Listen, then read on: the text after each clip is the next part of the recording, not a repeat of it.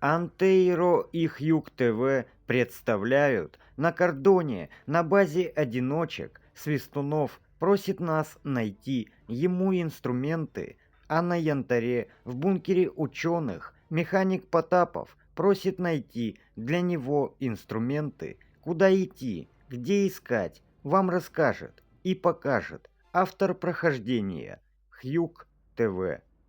Здесь вот. Так, где-то вроде бы вот здесь вот. Да, вот они. Отлично.